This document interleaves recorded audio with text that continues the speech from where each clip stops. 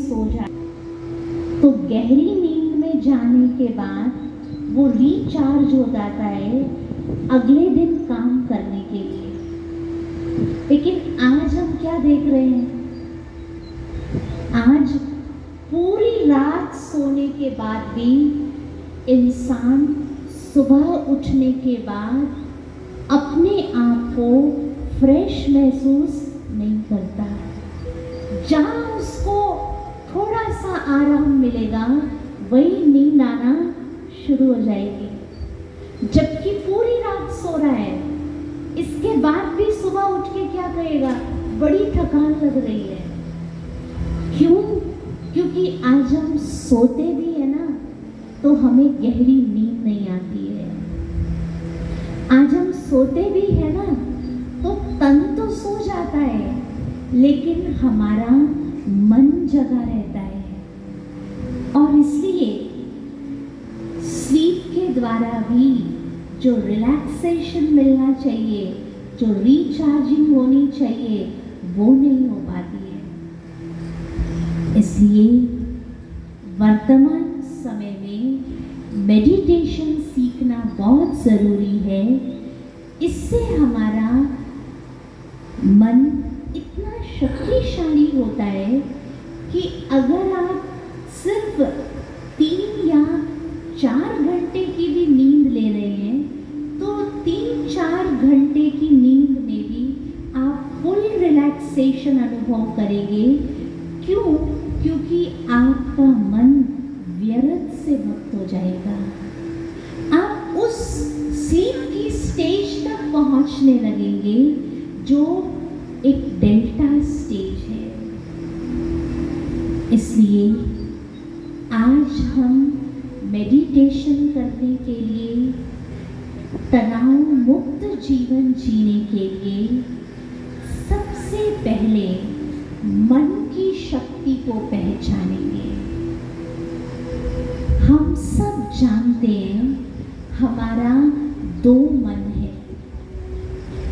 एक है conscious mind और दूसरा है सबकॉन्शियस माइंड। कौन से 2 मन है हमारे? बोलिए। सिर्फ सुनना नहीं है, आपको साथ साथ पार्टिसिपेट भी करना है ताकि जो आप सुन रहे हैं उसको आप कौन कौन से 2 मन है? एक है हमारा कॉन्शियस माइंड जिसको कहा चेतन मन, और दूसरा है सबकॉन्शियस माइंड जिसको कहा गया अवचेतन मन। हम ये समझें कि हमारा जो ये चेतन और अवचेतन मन है, इन दोनों की कार्यशैली किस प्रकार से है।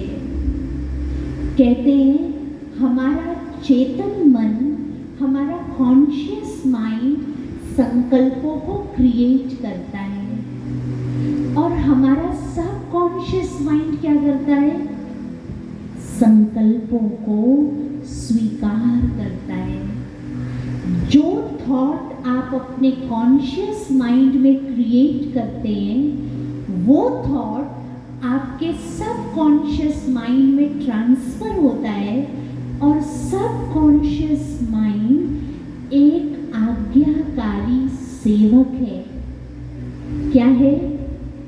हमारा सबकॉन्शियस माइंड, हमारा अवचेतन मन हमारा आज्ञाकारी सेवक है। आप जो विचार अपने कॉन्शियस माइंड के द्वारा, चेतन मन के द्वारा क्रिएट करेंगे, आपका अवचेतन मन उन संकल्पों को स्वीकार कर लेता है और उन संकल्पों को सिद्ध करने में अपनी पूरी एनर्जी लगा देता है। इसलिए आज आप जानेंगे कि हमारे संकल्पों का महत्व क्या है। कहते हैं व्यक्ति जैसा सोचता है वैसा बन जाता है। हमारे जीवन में जो आने वाली परिस्थितियाँ, हमारे जीवन में जो घटित होने वाली घटनाएं हैं, ज़्यादातर घटनाएं हमारे अपने ही संकल्पों की संरचना है। इसलिए आज आप समझ लीजिए, आप जैसा सोचेंगे वैसा ही आपके साथ होगा। अगर आप अच्छा सोचेंगे तो रिजल्ट क्या होगा? अच्छा होगा। और अगर आप नेगेटिव विचार क्रिएट करेंगे, कमजोर विचार क्रिएट करेंगे, तो रिजल्ट क्या मिलेगा? रिजल्ट क्या मिलेगा? नेगेटिव।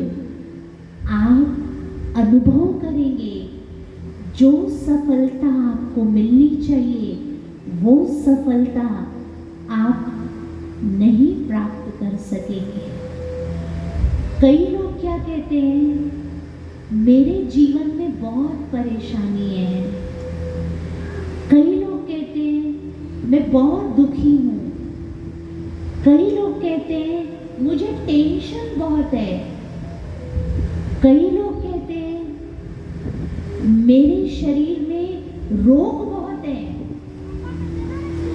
और आश्चर्य तो तब लगता है, लोग अपने ही विषय में कितनी नकारात्मक बातें सोच लेते हैं। कई लोग कहते हैं बहन जी, हमारे शरीर में तो इतने रोग हैं कि ये रोग तो जब तक हम शमशान में नहीं जाएंगे ना, तब तक हमारा पीछा छोड़ने वाले।